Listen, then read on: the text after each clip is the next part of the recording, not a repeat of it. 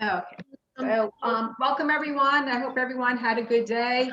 Happy Valentine's Day, Chinese New Year, and everything else. So, just want to thank everybody for joining us. This is our February meeting. I know that everybody who's online now did get the new link, so that's great. This is being tape recorded for anybody who either didn't get the link and will watch it later. For anyone, if you need to leave to go eat dinner, to do anything else, if you're going to want to listen to any parts again, or want to share it with friends, you'll get an email in the next week or so that has the link, so you'll be able to watch it. Which reminds me that if you're not already on our email list, I have a feeling you guys are, because that's how you got the new link. Send an email to me, and at the end I'll post it. But again, I think you all have my email because you showed up for this. During the event, if you have any questions for our speaker, you could go down to the Q&A section, which we should have on here. Or I guess it'll be the chat. So go to your chat and you could send in your questions.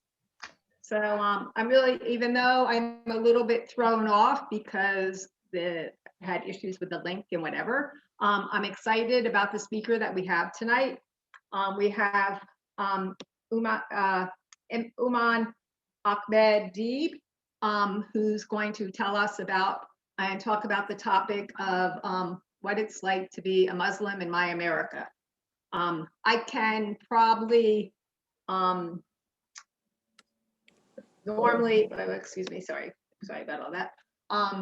Instead of me going into and giving you a little biography about him and explaining everything that he's done, which is really of a lot, especially at the age that he is. And I'll have him talk about himself. So that's one thing. And just one quote that I saw in the Toledo Blade, which is the newspaper for the area that he's currently the Imam for, said, quote, that he is not the traditional Imam that you expect in most mosques. So after we hear him speak today, we'll see if you agree with that or not.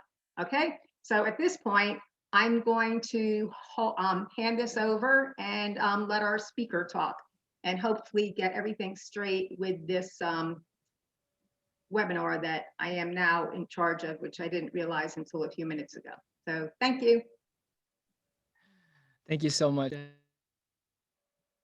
I just muted myself. Sorry about that. Thank you so much for that introduction.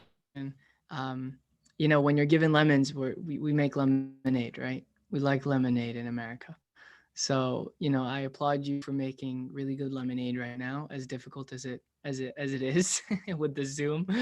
But inshallah, we always begin as Muslims in the name of God, the most merciful, the most kind, and we ask him to send his peace and love and blessings upon our noble messenger and prophet Muhammad, and upon all of our prophets that came before him, and from Jesus, Moses, Noah, all the way back to Adam as guides to humanity. Ameen. Again, first of all, thank you for being here on a Sunday night, and I really appreciate your presence. I love the title of you know, what I'm supposed to speak about today. The title being like you know, my America, the idea of my America. And you know, honestly, that is probably the greatest description of what my story is. So I grew up in Orlando, Florida, to Syrian immigrant parents, and they you know, it was a scholarly family, so you know, education was really important. My father is an imam as well. He's a scholar, and my mom is a scholar of religion. My grandfather is a scholar of religion. His father was a scholar of religion. My grand uncle was a the list goes on. It's basically in my lineage, And that's ironic because I wanted nothing to do with religion for so much of my upbringing and so much of my youth. I was actually deeply troubled by religion. And so basically, I grew up in Orlando, Florida, and I went to regular public school. And I remember when I got to high school, uh, I went to a very economically disinvested school, right? We're in Black History Month, so it's important to talk about, the economic impact and the economic systemic economy of, things like racism, for example, which I witnessed because, I went to a predominantly Black and Latino school, and it was very disinvested economically. And as a result, I didn't really take it that seriously. I went from being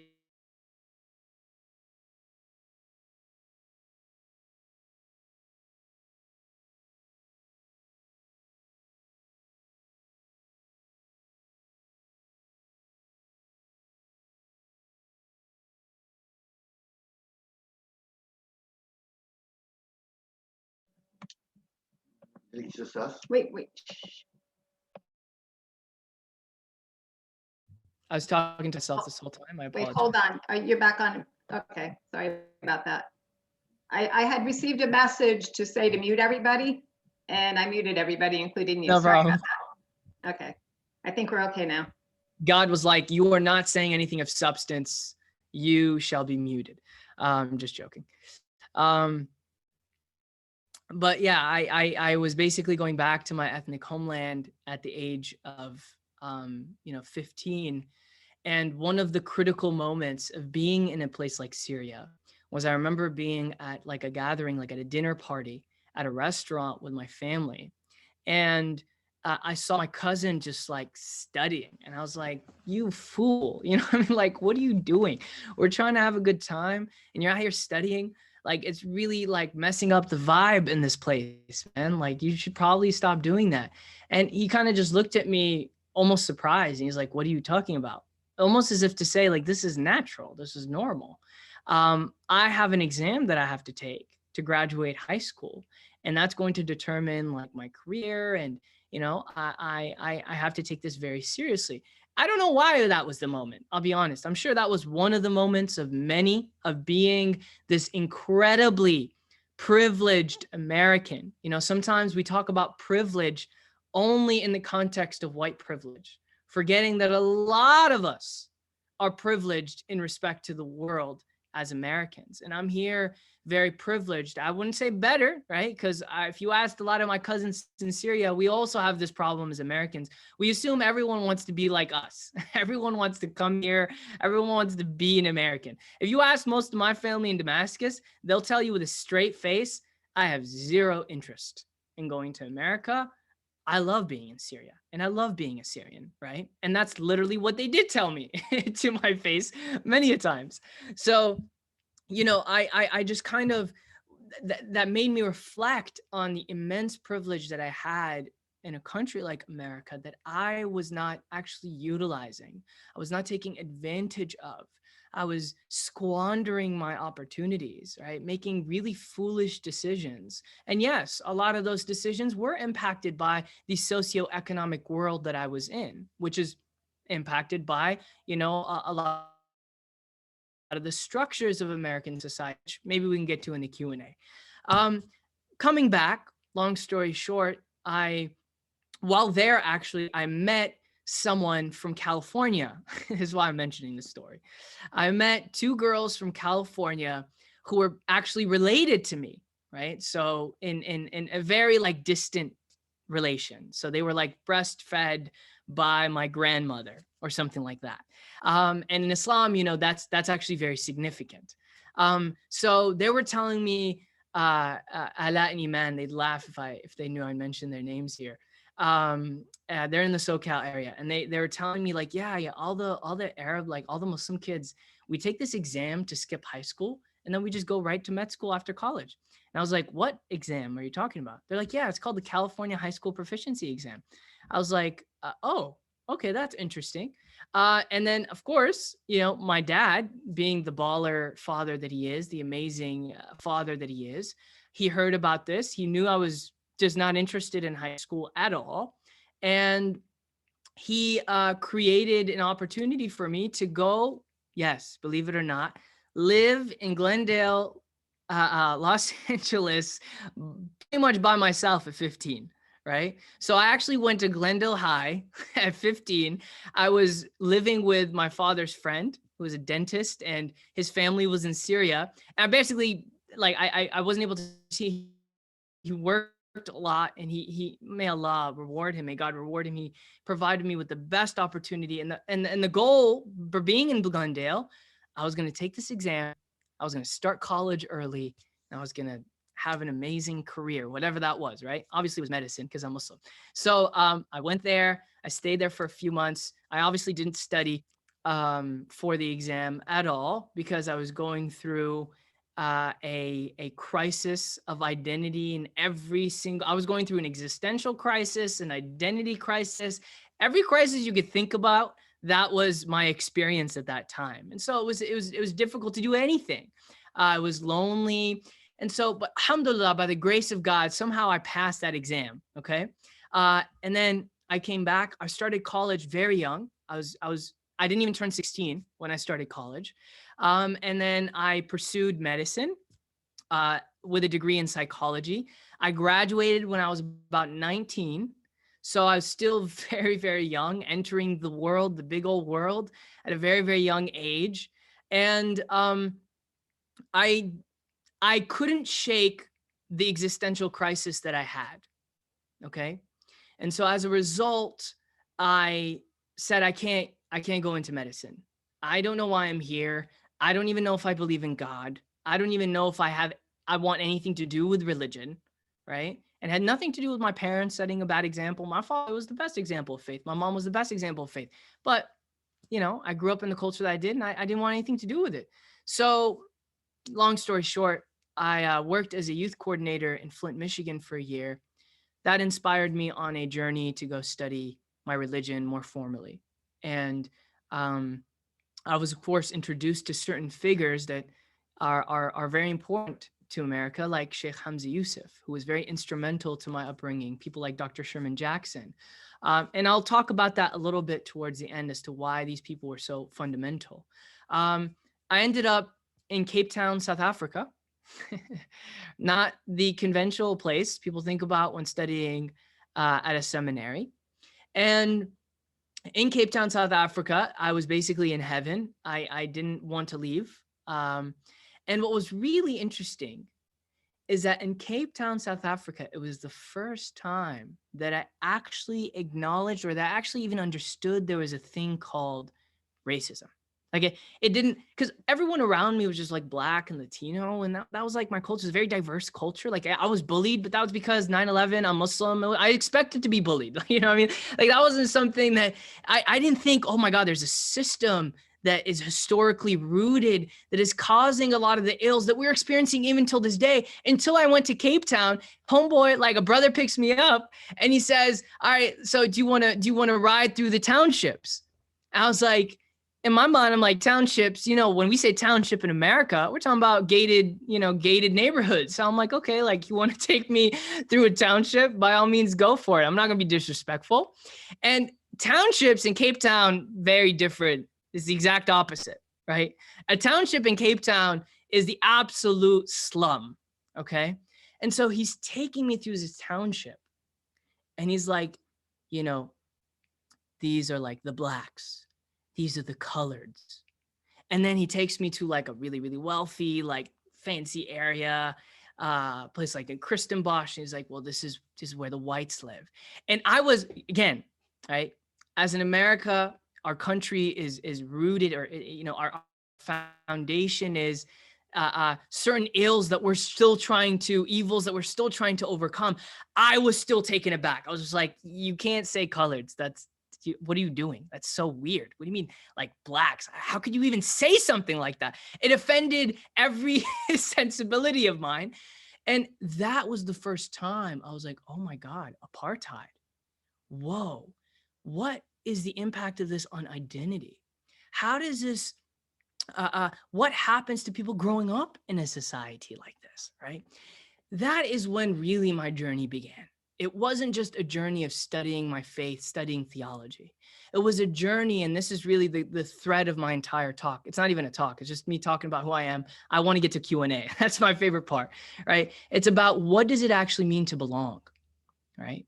And how do we belong in spite of the cognitive dissonance that comes in the way for many of us, like a brown Muslim in America, right? There's massive cognitive dissonance when it comes to identity. Fast forward, I come back from Cape Town. I actually moved to Allentown, Pennsylvania to try to set up an intentional community, cultural kind of village with some friends and mentors and teachers. Then I took a post in Ohio at the Islamic Society of Akron and Kent. And then my story went back to California again. I always end up somehow in California, right? I saw Brother Omar Ricci here. May Allah protect him. Someone I love very dearly. And he could tell you, I always, for some reason, end up back in California. So I ended up doing my master's degree at the Claremont School of Theology in Islamic Studies and Leadership, which was a partner at the time with Bayan Islamic Graduate School. And after I went overseas again, because I maybe I got addicted to the traveling. I don't know what it was, but I went overseas. I wanted to continue my studies. I ended up in England. I ended up in Egypt, lived there. My wife is actually from England, and we won't get to that crazy story. But I then got back, and now I serve as the Imam and Director of Religious Affairs at the Islamic Center of Greater Toledo. That whole context, okay, that context of my existence, the main, I think in America, we're at a critical juncture. We really are. And a really serious critical juncture, because we're now negotiating. What does it actually mean to be an American? What does it actually mean to be an American, right? Because now we realize there isn't just one America. That's why I have there isn't just one America, right? Black America is just as American as white America. And as a result of, again, the ill of slavery and systems like white supremacy and things like this, there is this divide in our country that is, I think, to a large extent, pretty healthy. Why? Because it's allowing us and it's forcing us to negotiate, right? Certain things that we took for granted that we shouldn't have taken for granted. It's allowing us to negotiate certain questions like, what does American identity even mean? And I'd like to just quote Dr. Sherman Jackson, who's also in California. My dream was always to do a PhD with him at USC. He's at USC. He says, as the German intellectual Joseph Joff puts it, America was of Europe, but it left Europe and it was to be the un-Europe. And as the Irish-American immigrant Alasdair MacIntyre noted, America is a country that is always in a state of becoming. Always, not yet. Story of my life. Europe never saw itself as a nation of immigrants. As such, it never had the deep racial, cultural, or historical diversity that characterized America from the very beginning. Europe, I know it's a long quote, but I love it. You're going to love it, I promise. Europe attempted to curb wars of religion with secularism and liberalism. But America's strongest personalities, such as Dr. Martin Luther King, Malcolm X, Muhammad Ali, were driven by religious commitment. We must understand that they are America, and America is not Europe. It is not whiteness. America is becoming. Its fate is yet to be known. When did we become God to say we decisively know, right, what the future looks like for America? And he says administrations come and go. American society is the constant. As such, being sincere to American society is not contradicted by the fact that I may see fit to criticize or oppose this or that American domestic or foreign policy. In fact, civil disobedience may at times be the only morally or religiously responsible option in the face of abuses of power. But, and this is really important, and like if me speaking is irrelevant. This is the real meat here. But this should never be mistaken for rejection of the basic American constitutional order. No one should claim that Rosa Parks was committed to overthrowing, taking over, or destroying America when she refused to follow the law that required her to give up her seat to any white passenger on an Alabama bus. In a similar fashion, mine shall always be a loyal dissent, never a treacherous one. Now, if you were to ask what my America looks like, that's what it looks like, right? It is an America that honors diversity, that honors the cultural differences that exist. That's what makes it so beautiful, right? But in honoring that, right, it doesn't mean we want just one big hegemonic monoculture that everyone just melts into. No, it means truly honoring differences, which means honoring the differences of an experience of people that exist in America, right? And in doing so, he proposes and he says that loyal dissent does not necessitate a treacherous dissent. Why is this so important? And why is this the only quote I'm mentioning today? Well, because growing up as an American Muslim, right, I had to navigate multiple different identities. I was a Muslim with certain religious values that were very important to me. I was an American, but what complicated being an American is I didn't even know what that meant. Many of us don't know what that means, right? Because again, we take some of these affiliations and identities for granted. So I was trying to figure out, what does it actually even mean to be an American? When I say American, I know I am that way, because when I went to Syria, I was like, take me back to Orlando. I cannot survive another month here. I knew I was American. That's how I knew. I was like, I need to go back home. That's where my home is, right? But I didn't actually know what that identity meant at a deep level. And what complicated it, right? Keep in mind, I'm someone who grew up post 9/11. What complicated it is that everything around me is telling me, Ahmad Deeb, because of your skin color and your religious beliefs, you're not actually American. Like, I know you're here, but you're not really American. That was my entire, and now I'm even more conflicted, like W.E.B. Du Bois talking about double consciousness in The Soul of Black Folk, if many of you have read that book, right? I'm now conflicted even further. I'm like, I love America. I just don't know if America loves me.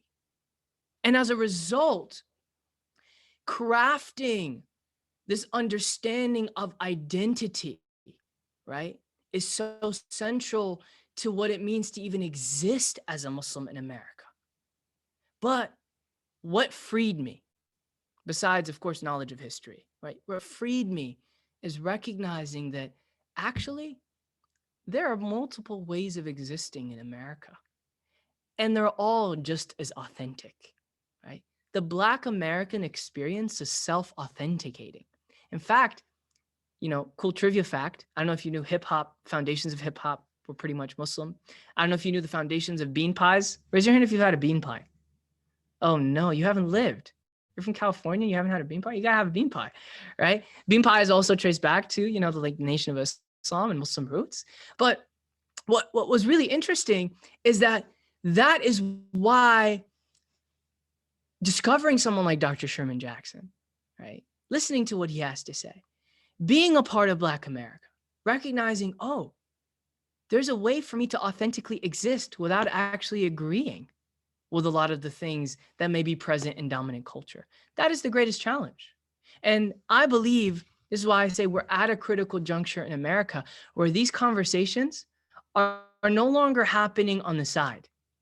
They're at the forefront. We all have to have them, right? We're all having these conversations. What is American identity to begin with, right? What does it mean to call yourself an American? We talk about American values, but we also know those same American values manifest very differently depending on the geography that you're in, depending on the time and place of American history, right? So as a result, and if I would like to conclude, because like I said, I was telling Carol, I don't like to actually lecture and talk a lot. I want to engage with all of you. I want to learn from all of you. I want to listen, right? I truly believe we're on to something incredible now. We're at this critical juncture where we're having the necessary conversations that we need to have, right? That allow for self-authenticating diversity, which is difference, right? Which is different than just invoking different colors and different ethnicities and calling it, we have diversity in America. We don't have diversity in America until the differences amongst the various diverse groups in America are self-authenticating in their identity as an American. Where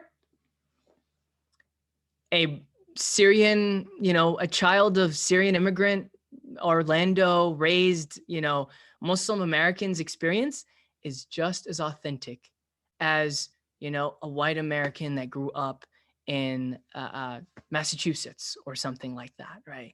And so that's why these conversations are so important. Now, the last point I want to make is where does me being an imam have anything to do with this?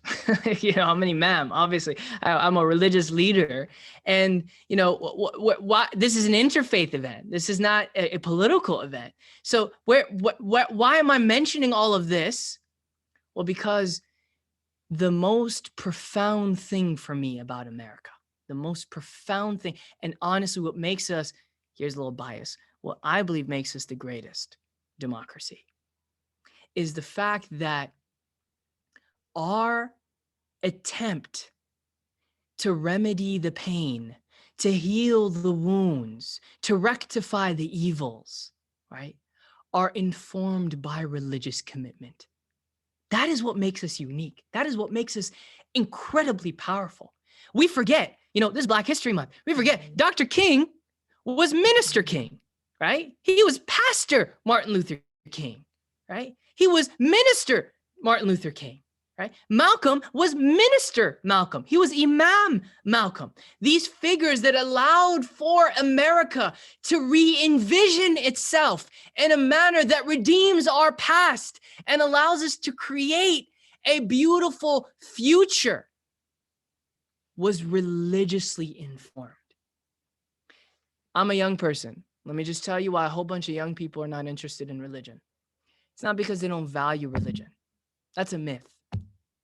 Young people value religion. If they didn't, they wouldn't be asking a shaman to bless their coffee at the Los Angeles coffee shop before they get it, right? They wouldn't be, spirituality and the culture of spirituality wouldn't have become dominant culture if the new generations didn't value religion.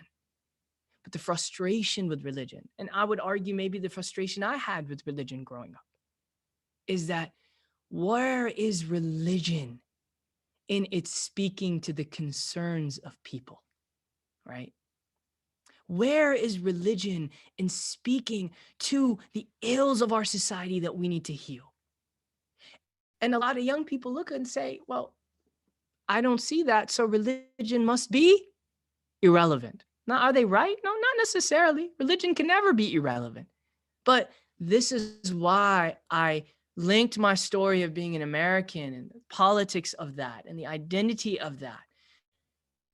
It's so why I'm honored to be an imam, why it's so important for me to be an imam, is because what I love about being an American is that change can be religiously informed.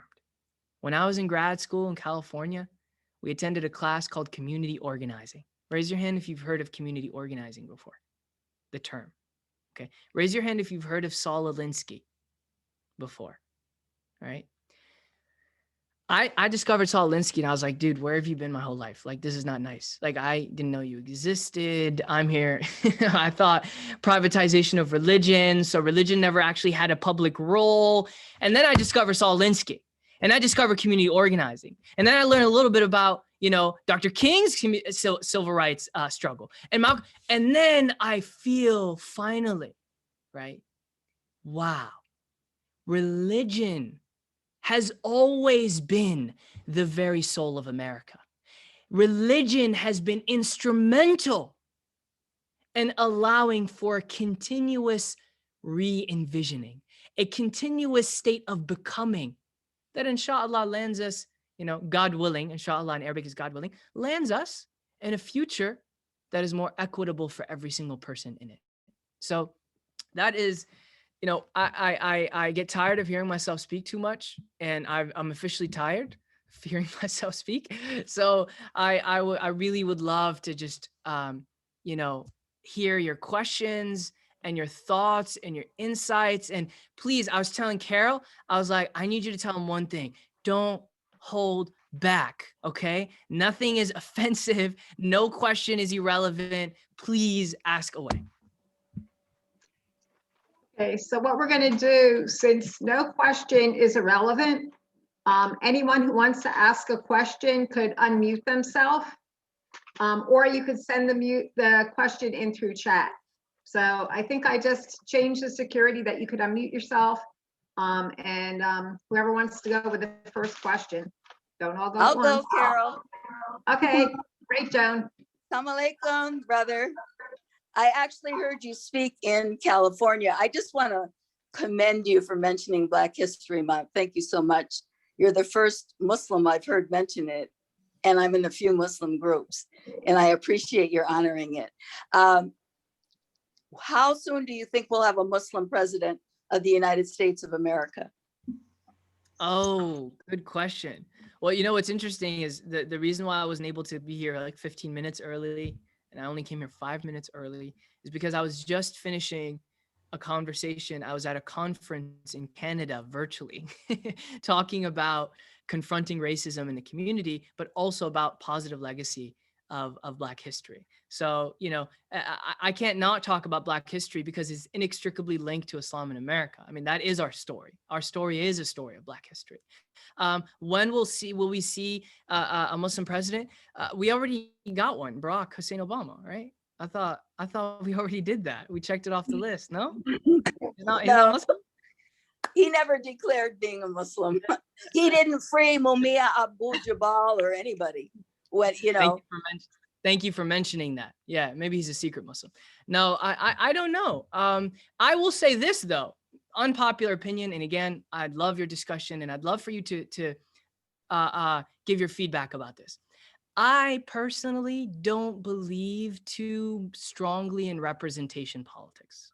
Okay, precisely because of what happened to the Muslim community during Obama's presidency. For example, let me just disclaimer. All right, let me begin by saying, who doesn't love Obama? The freshest person ever. No one can deny his swag, like the charm. We love as a person. Who doesn't love him, right? This is not me any way disparaging him as a human being or as a person. I loved him, right?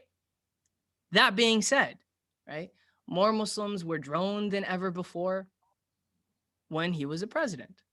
And so I think talking about my own state of becoming as an American, I realized that, representation is not enough. It's important, but it's not enough, right? It's not enough to have a hijabi in office, even though that's very important. Please don't get me wrong. Don't get me wrong. It's so important, right?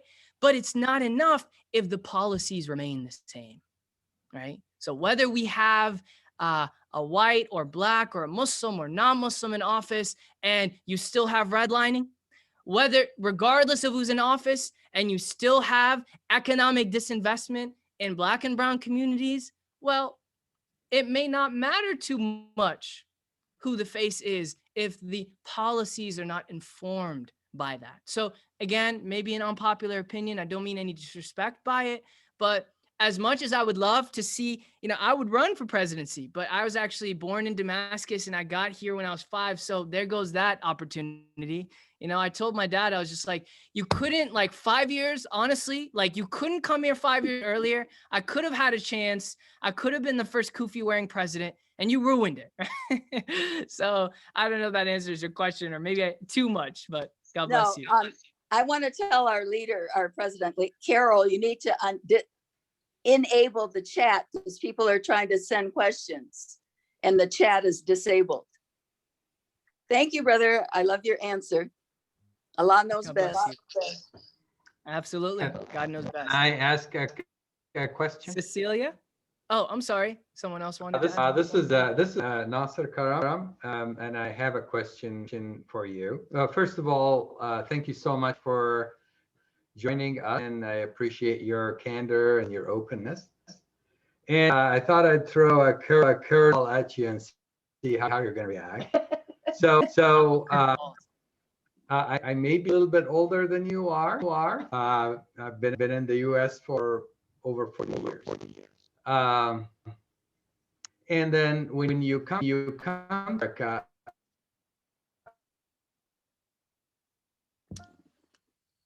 sorry, you froze a little bit. Can you hear me? All I heard was when you come to America, and then you froze. I'm sorry, Brother Nasser. Go ahead. People about the melting pot. Mm. And when you think of a melting pot, the characteristics and the identity to sort of go away and merge there. I wanted to ask you about your views about being an American Muslim or an American Jew or an American Christian. How would you describe the element of religion in the since in the United States always separate church and religion and state? Right. That's an excellent curveball. Excellent question. And dear Sister Cecilia, we'll get to you right after this. Okay. I know I saw your hand raised. But I think that's why, for me, people like Saul Alinsky and the legacy of Dr. Martin Luther King and Malcolm were so instrumental, because they showed that, no, there is power to religion, right? Yes, there's privatization. Yes, there's a separation of church and state, but that doesn't mean that our religious values cannot inform the cultural trends that then inform the political policies.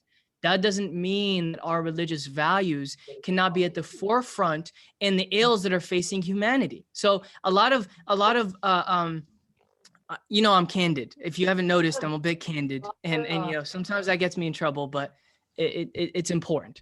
And let me just be candid a little bit. A lot of Muslims think that religion and politics has to be, again, it has to be macro. It has to be, religious involvement in politics has to be someone in office only, right? When in reality, right, who is going to solve the environmental crisis if not religious people? I mean, let's be honest.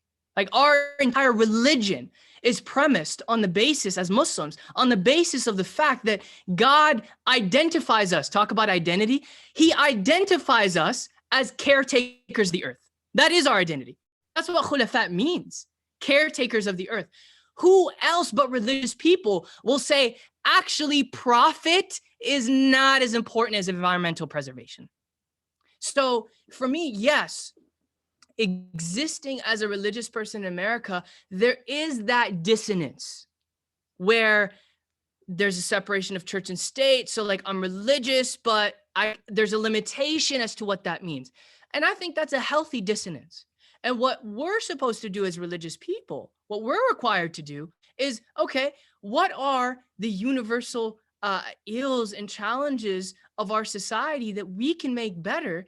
And how can we use our religion to inform those things? Because again, secularism alone is not going to be able to motivate. Actually, you can't destroy the earth because of profit. For example, it's just an example. So I'm not saying there isn't a dissonance, Brother Nasser, you're calling it out and you're right. There is a level of dissonance, right? But that's why as a Muslim, we have to recognize there's a lot of values and beautiful things in this country that we are here to promote and encourage and to support. Anyone knows what Sharia means, by the way? The word Sharia? Okay, you guys ready for the definition that you may not have ever heard? Okay, you ready? Sharia, the actual term means promoting and supporting benefit and deterring and removing harm. That's what Sharia is. So as a Muslim, guess what? I'm actually living Sharia. By doing what? By supporting environmentalism, by supporting the cause that's already existing in America, right? Because that is a value of mine. I am living my own Sharia. How?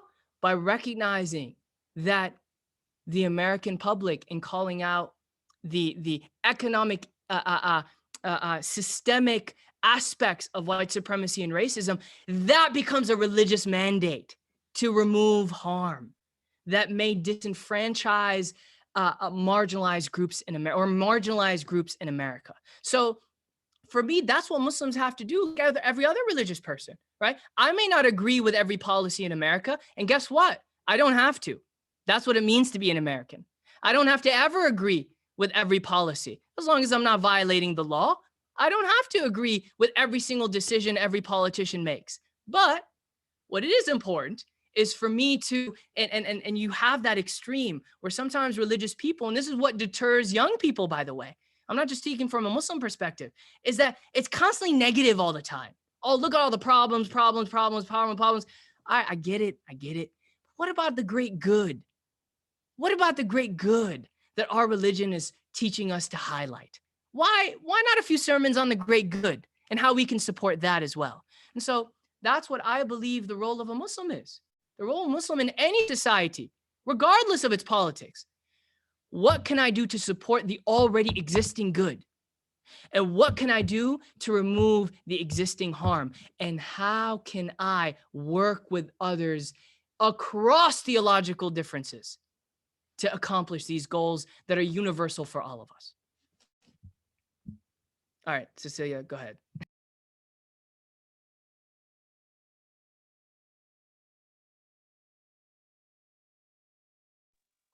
Hi, thank you for taking my question and thank you for your presentation.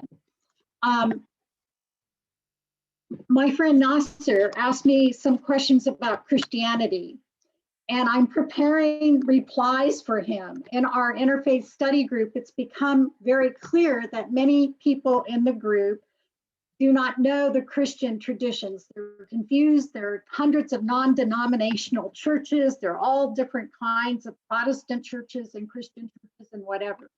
So I would say, being Christian in America is challenging also. But in your particular situation, you came to America as a child. You grew up in a Muslim family. You were nurtured in the study of Islam. And I'm wondering, what challenges did you have as a child when you grew up and you identified yourself as a Muslim? When I go on to Wikipedia and I look at religions in America, I do not find Islam listed with the Protestant religions, listed with the Christian religions and whatever. And because of the politics in America, Muslims have come under enormous scrutiny. I mean, the Muslim ban was a I don't want to say dog whistle, but it was. So how do Muslim children grow up in America? How do they maintain their identity? I mean, that's my question. Great question. A lot of us don't maintain our identity. Simple answer. A lot of us aren't identifying as Muslim and don't want to. And I mean, I went through a period of that where I respected my religion. So there were certain, I applied it, and I believed in its ethics for the most part, but I didn't want to appear as a Muslim. Why? Why would I not want to appear as who I am? Because everything around me is discouraging it, right? Everything around me is discouraging it, from the culture, from the environment, and yes, the very curriculum taught in my school. Let me tell you a really quick traumatic experience. I don't like to talk about like my trauma as a Muslim American because I think there's a lot more important things to discuss, but let me just tell you how deep this goes. Do you know what I had to watch under the Islamic studies curriculum as an elementary student in one of the most diverse cities in America? So just imagine cities not so diverse. Do you know what the movie they showed was? Who wants to take a guess? What movie could highlight Islam to young elementary kids? I think I was actually in sixth grade. It was Not Without My Daughter. Raise your hand if you've seen that film. Right. As a young child, that was the film the teacher chose to teach Islam through.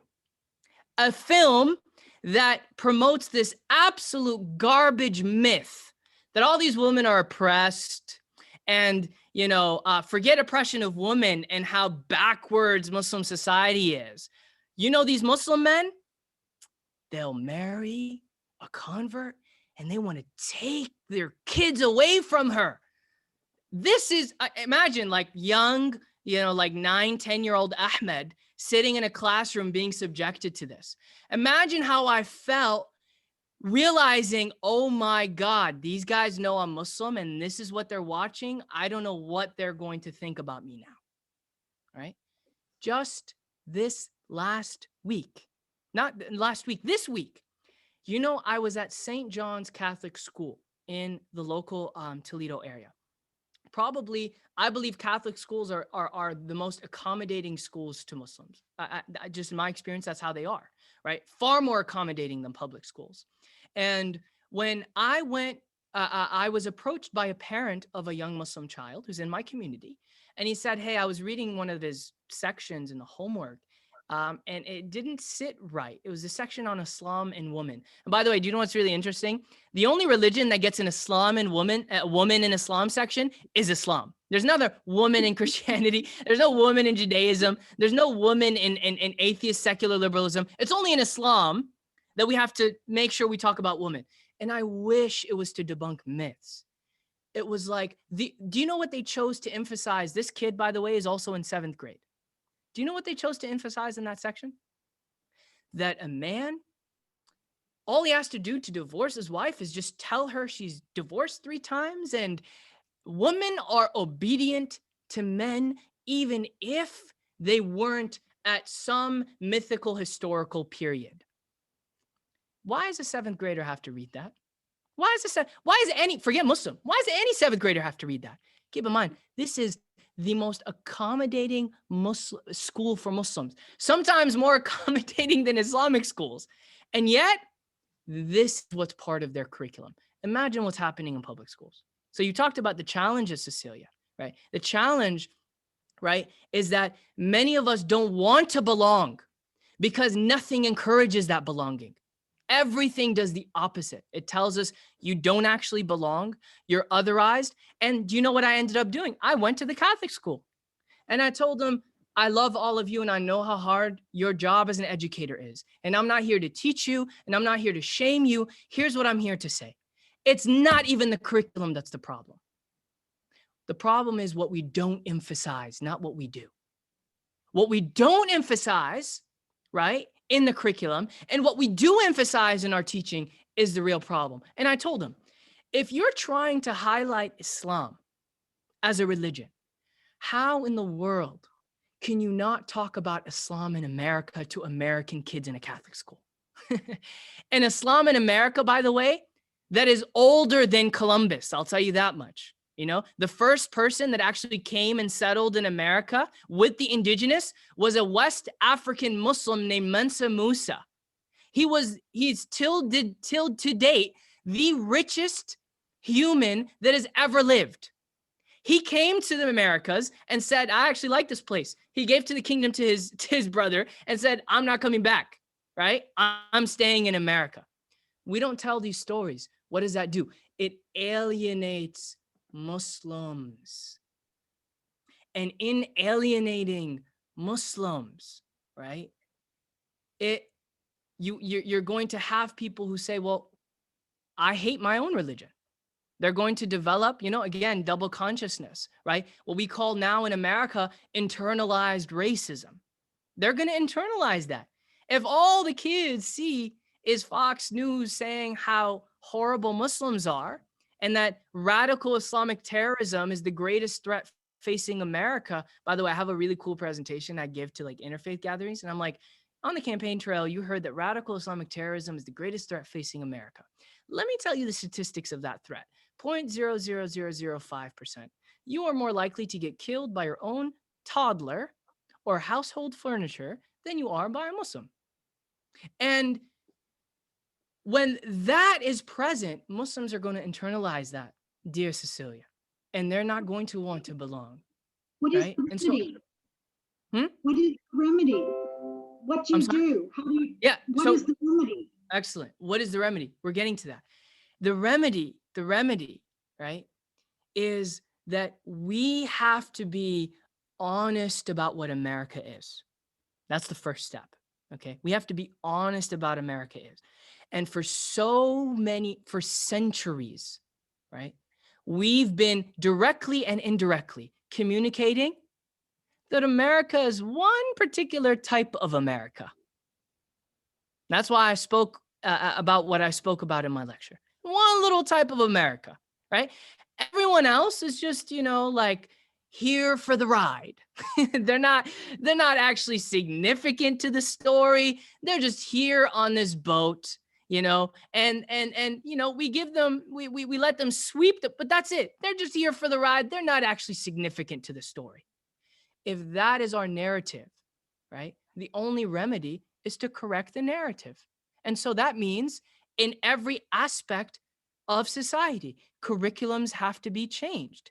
Institutions have to adopt policies that not only welcome and accommodate, but educate and embed in their very institutional culture and fabric the multitude of stories that exist and how they are all self-authenticating and all important, right?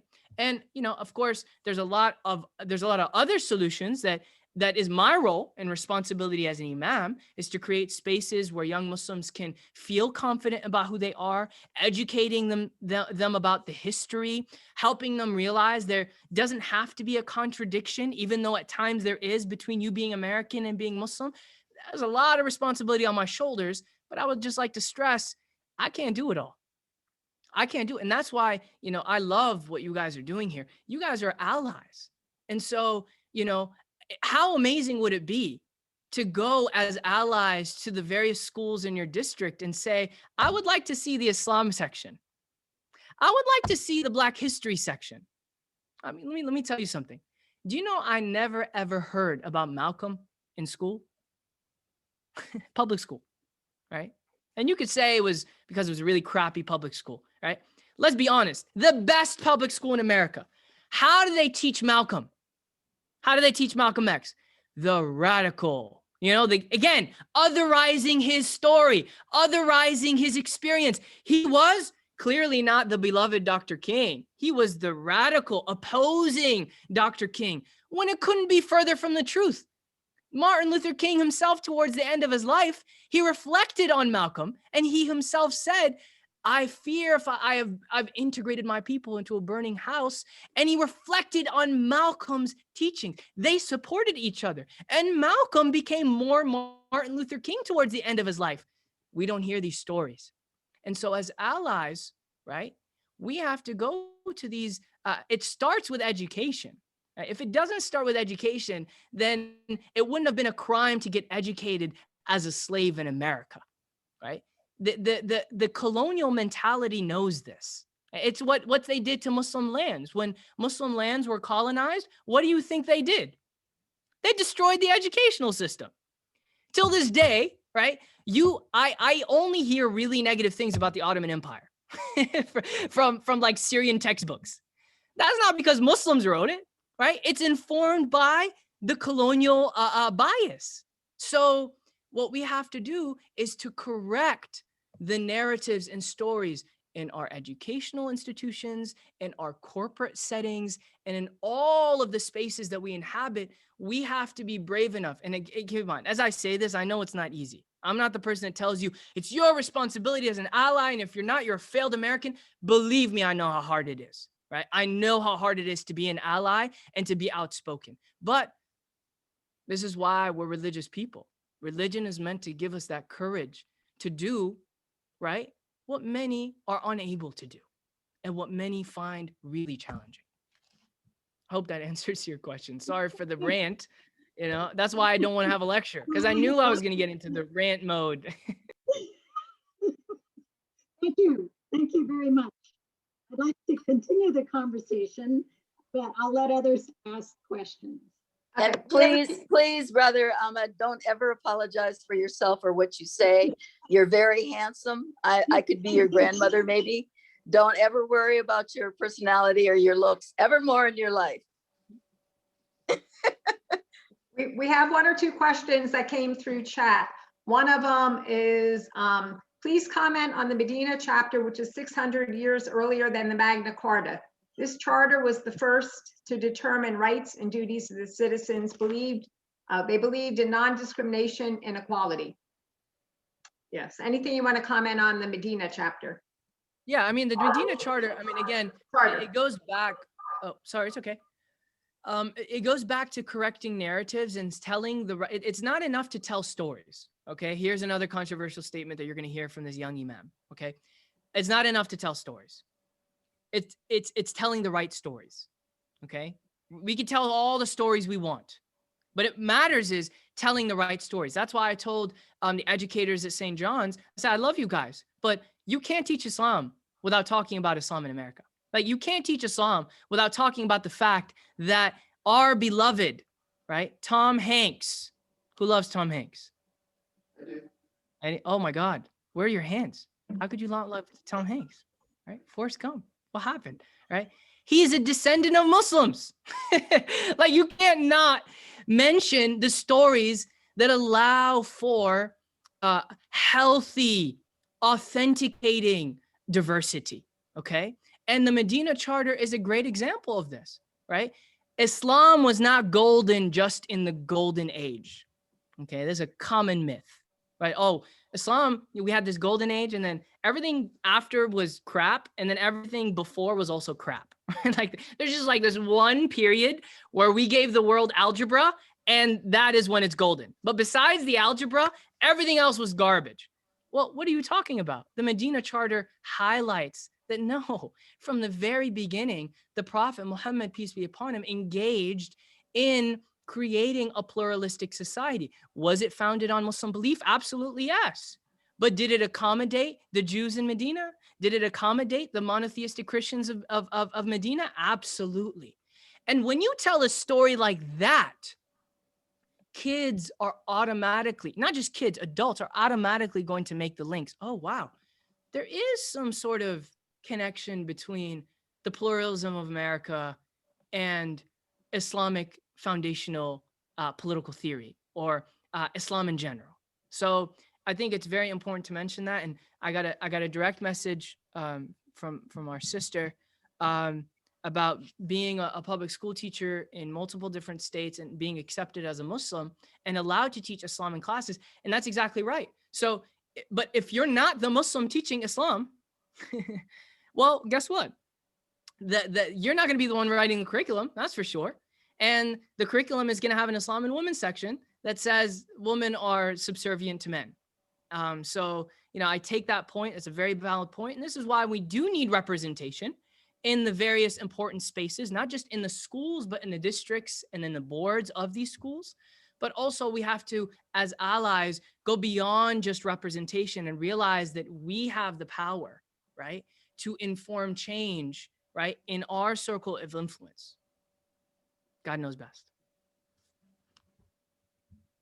Another question we had was, what are your goals in Toledo to engage in the interfaith conversation? Are you involved, or are there interfaith groups in Toledo? Absolutely, absolutely. So yeah, I do a lot of interfaith events. I'm about to say another controversial thing, but maybe I'll wait for that. So we have a really exciting event actually coming up Tuesday. It's called the Interfaith Summit, where me and a bunch of religious leaders got together with medical experts to basically hold a summit aired on TV about the vaccine, right? And the reason why I'm telling you this, why I find it so beautiful, is that, you know, you're going to get to see this kufi wearing suit and tie wearing imam on TV talking about the importance of religion, speaking to the medical issues, right, with experts, right? And when other people see that, they see the impact that religion can have in the public sphere. So that is my how do I say this? That's my preferred style of interfaith.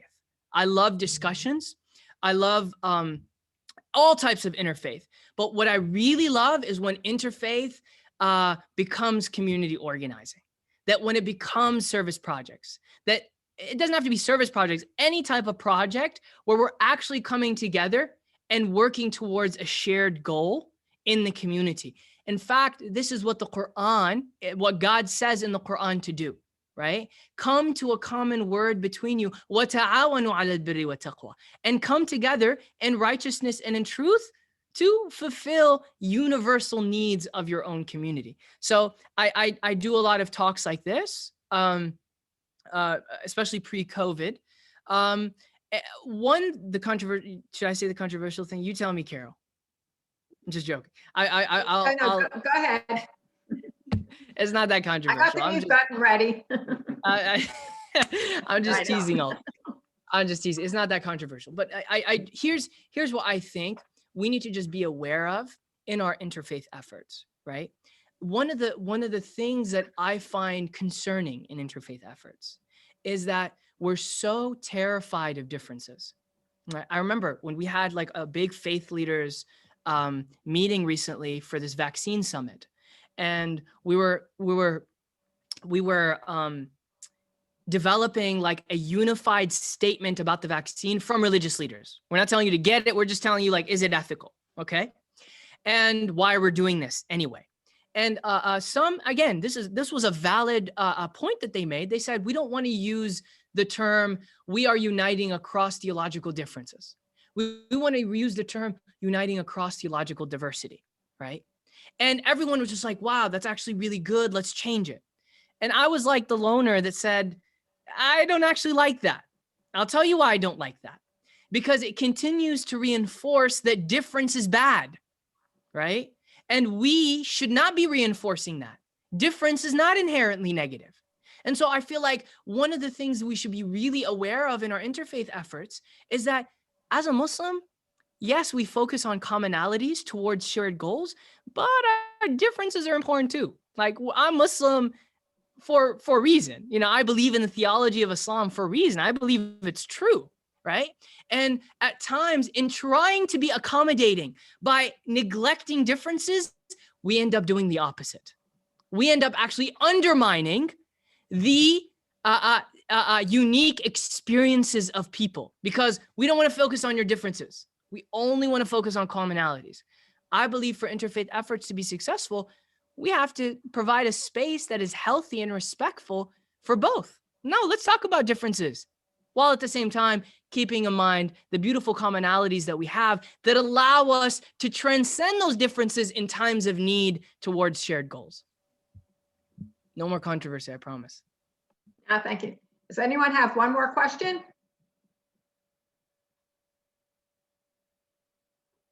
Unmute yourself and ask. Alice? Hi.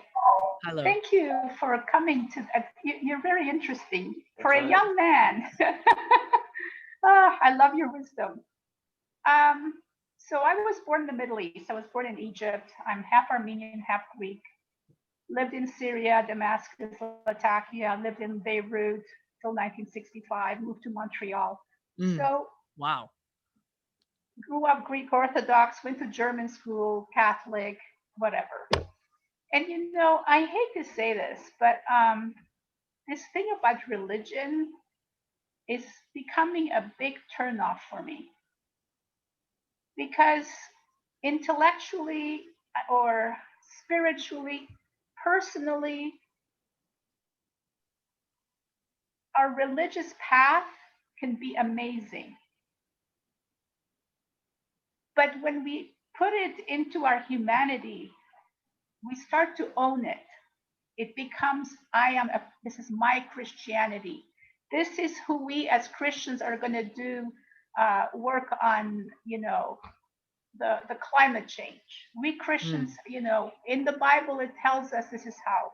And somehow people who are not Christian, or maybe people who don't even believe in God, they could be just as freaking passionate about this than the rest of us. So somewhere in all of this dialogue, I would like us to look at ourselves in the much bigger picture, in terms of we as humans on this earth working together in the name of respect, honoring, and love, to love our earth, to love our environment, and to respect one another in our differences. Unfortunately, in this country, I've lived here for over 45 years, whatever. It's become a freaking nightmare for the past 4 years to see the supremacists, these people who have been in the hiding in the corners and the shadows, show their faces, and they now have this voice that was given to them. It shows the reality of what this country is about, and it's been ingrained for generations from day one. So as much as you come from a place of hope and dialogue and all of this, I'd like us to inform one another of our religion. I hate to even say religion, but our cultures, our, whatever culture, country, whatever we do. Melting pot means for me is to talk together about who we are as people from our cultures and countries or whatever. Religion becomes for me a very sensitive thing, because once you introduce religion, then it's, my religion says this. Let me tell you about my religion. You need to know about my Christianity. You need to know. I don't need to know anything about my Christianity or your Christianity. If I want, I will ask. Then I invite you to tell me. I don't know. I'm babbling right now, but it's just. Yeah, I'm so just might I ask angry. a follow-up? No, Yeah. I trust me. Sometimes there's time and place for us to be angry, and Yeah, it's important. that's okay. But if I may ask a follow-up question, I mean, is not religion nothing more than a piece of one's identity, an extension of oneself, just as valuable as culture and everything else? So, like, if we want to, actually, I feel. go ahead. Yeah, sorry. Go ahead.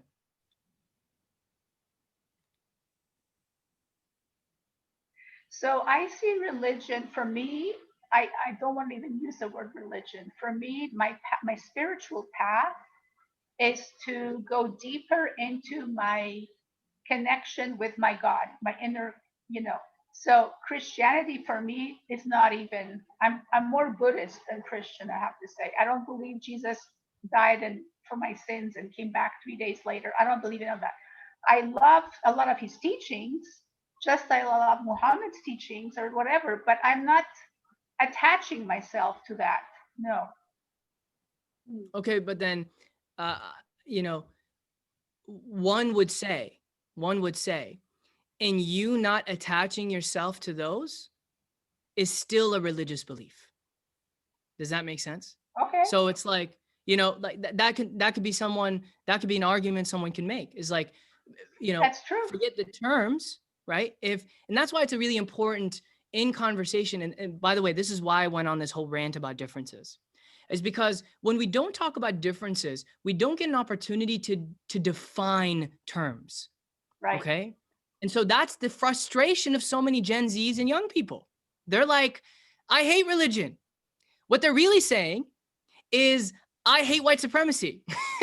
What they're really saying is, I hate closed-minded, judgmental people that don't provide an open space for dialogue. But see, that's not religion. That's bad religion, right? There's In a the lot of same way, Right. Yeah. But you could say the same if someone were to say, I hate America. America, calling yourself American is divisive. What would we tell them? Would we tell them, okay, well, let's stop using the word American and let's just say human? No, we would say, well, what do you actually mean by that? What about America do you hate such that you've got, well, I hate the fact that everyone is loud whenever they try. I'm sorry, I couldn't even say this example with a straight face because see, I lived in the UK and my wife constantly reminds me of my Americanness because I'm incredibly obnoxiously loud. In America, I'm not. I'm a regular person, but in the UK, you know, they're not. You're automatic. You're obnoxious with that type of loudness. So anyway, it's like, you know, now that the person is saying my Americanness, right? What I hate about America is its despicable foreign policy, right? Well, we would say, okay, great. That's bad America. That's bad America. That doesn't mean all America's bad, right? Right? You can say, you can even go as far as saying the historical foundations are evil, period. Like you can go as far as you want. Still, that does not negate the fact that not all of America is bad. If that was the case, how would we put you, which category would we put in? Alice is here. She's not bad. So you can't make that definitive statement. You know what I mean? So what I was trying to say is the term Christian for me is a turn off, but I still follow Jesus's teaching. So I'm like a Jesus follower, whatever.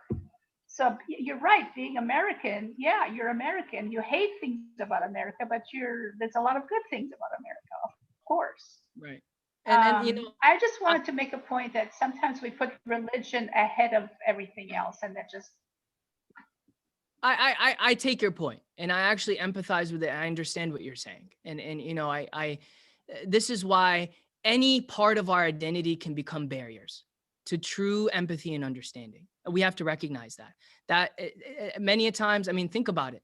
I as an American Muslim, I would tell you, actually, the greatest barrier is American nationalism. For me, in my personal experience, that was the most toxic thing for me, not religion. It was this false patriotism, blind patriotism, where we celebrate war, but then, oh no, more controversy. But then when veterans come back, what is our thank you to them? You are twice more likely to be homeless than the average American. For me, that was the most toxic identity barrier, not religion.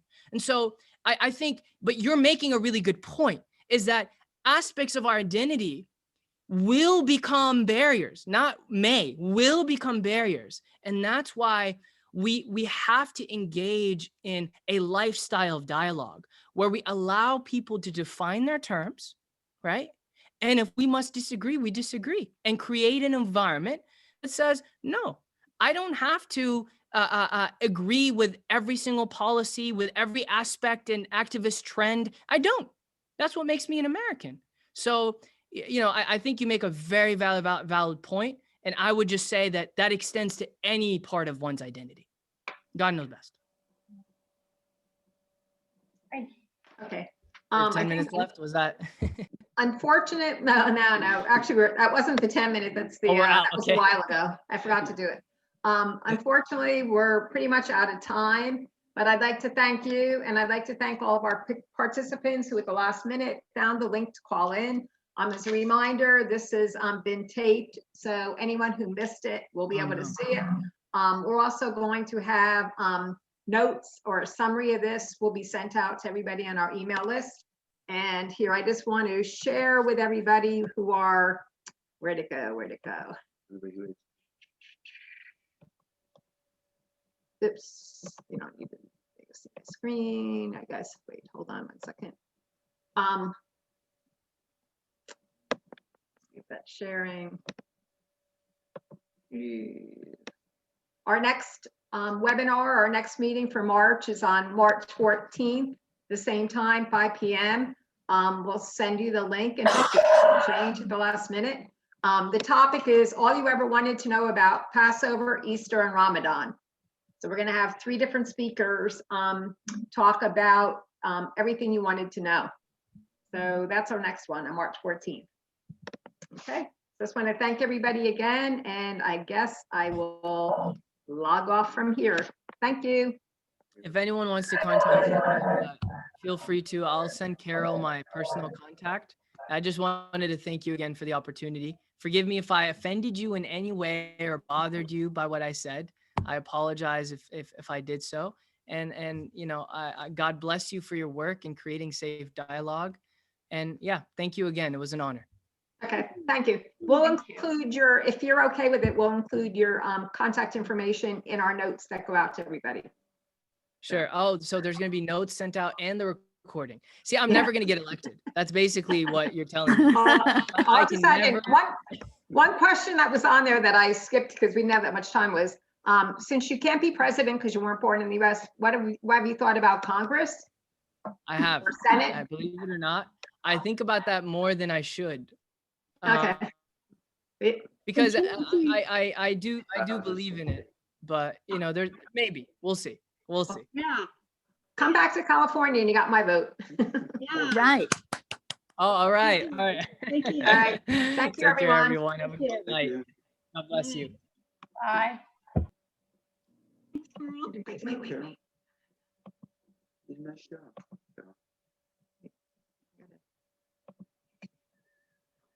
Okay.